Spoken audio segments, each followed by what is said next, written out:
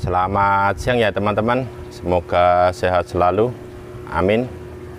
Dalam video kali ini saya akan membahas tentang warna air bioflok ikan nila yang warnanya hijau seperti di kolam ini ya teman-teman.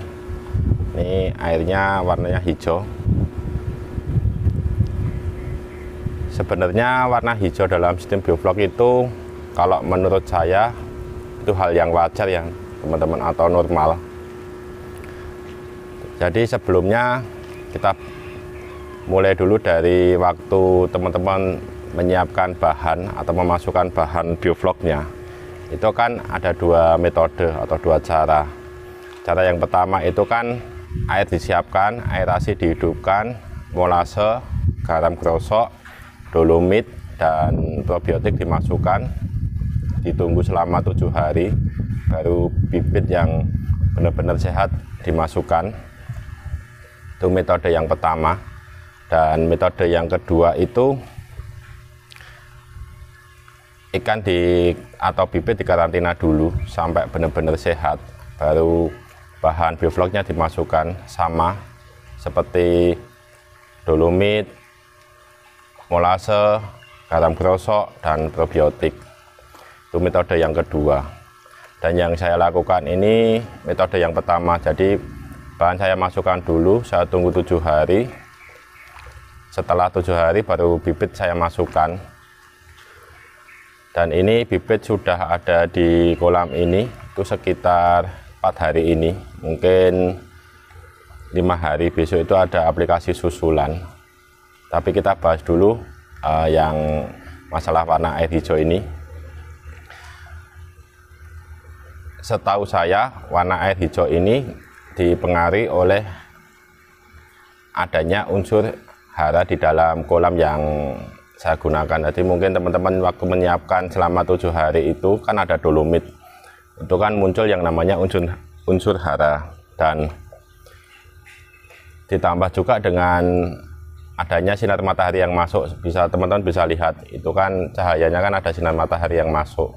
Kolam yang saya gunakan ini lokasinya di luar ruangan atau outdoor namanya. Ini saya hanya gunakan paranet sebagai penutupnya, jadi sinar matahari masih bisa tetap masuk, dan itu juga sebagai membantu energi atau melakukan fotosintesa di dalam pembentukan fitoplanktonnya. Jadi fitoplankton itu sudah terbentuk ya teman-teman waktu teman-teman memasukkan bahan-bahannya. Tapi sebenarnya ini tidak masalah kalau warna hijaunya masih hijau muda. Jadi ada dua masalah yang nanti dihadapin kalau warna airnya itu hijau. Yang pertama itu warna air hijau muda dan warna air hijau yang hijaunya pekat. Jadi hijau banget gitu loh teman-teman. Udah hampir kayak lumut. Jadi kita bahas dulu yang warna airnya yang hijau. Ini kan disebabkan oleh adanya fitoplankton yang ada di dalam kolam. Sebenarnya fitoplankton itu bagus teman-teman untuk makanan ikan nila. Tapi kalau keberadaannya terlalu banyak, itu juga bisa mengganggu sistem biofloknya atau kurang bagus lah sistem biofloknya. Kalau untuk penanganannya, itu yang saya lakukan. Teman-teman waktu menambahkan probiotik, seharusnya teman-teman juga perhatikan jenis bakteri yang digunakan.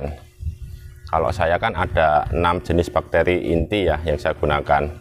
Yang pertama itu kan Bacillus subtilis, Bacillus licenformis, Bacillus megantherium, Bacillus cereus, Bacillus pumilus, Bacillus polymesia. Nah, dari 6 bakteri itu, salah satu bakteri itu yang kerjanya untuk mengikat atau mengendalikan fitoplankton di dalam kolam. Namanya bakterinya itu Bacillus cereus. Itu kerjanya mengikat dan mengendalikan fitoplankton di dalam kolam sistem bioflok. Jadi teman-teman bisa menambahkan probiotik yang ada kandungan jenis bakterinya itu Bacillus cereus ya teman-teman. Mungkin bisa dibeli di toko online atau di toko-toko perikanan terdekat. waktu beli teman-teman bisa cek dulu kandungan probiotiknya, jenis-jenis probiotiknya ada nggak yang mengandung Bacillus cereus. Kalau saya gunakan 2 jenis probiotik teman-teman. Jadi kalau hanya 1 probiotik, saya pernah nyoba itu kurang bagus karena kan kandungan bakteri yang saya gunakan juga terbatas. Tapi kalau kita gunakan 2, mungkin kan kandungan jenis bakterinya kan juga lebih banyak. Kalau semakin banyak bakteri itu kan sebenarnya juga semakin bagus ya untuk sistem biofloknya.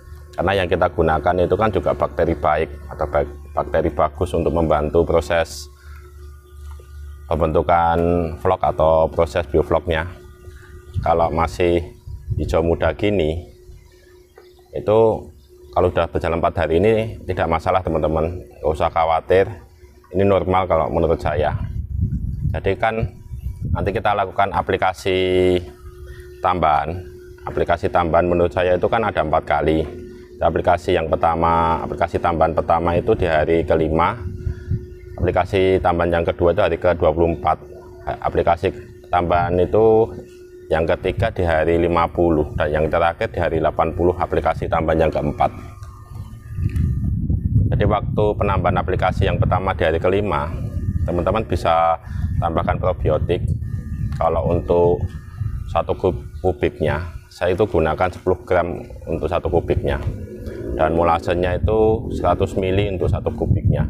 Kalau teman-teman gunakan 2 jenis bakteri, sebaiknya teman-teman gunakan itu 5 gram 5 gram, jadi dibagi 2 ya teman-teman, biar bisa seimbang atau rata. Ini nanti teman-teman masukkan, ditunggu dulu prosesnya. Kalau perubahan itu kan tidak langsung berubah dari hijau ke coklat, tapi kan nunggu proses waktu itu kan juga membutuhkan waktu ya teman-teman, supaya bakteri kan juga butuh waktu untuk berkembang. Jadi tidak harus dalam 1 hari 2 hari langsung berubah ke coklat, itu tidak bisa teman-teman. Itu untuk permasalahan cara menangani warna air yang hijau muda. Dan ada lagi, kalau mungkin teman-teman udah terlanjur warna airnya itu hijau pekat, itu beda lagi penanganannya teman-teman. Cara penanganannya itu yang pertama, buang air dulu setengah. Tujuannya biar fitoplanktonnya juga ikut terbuang, kita kurangi.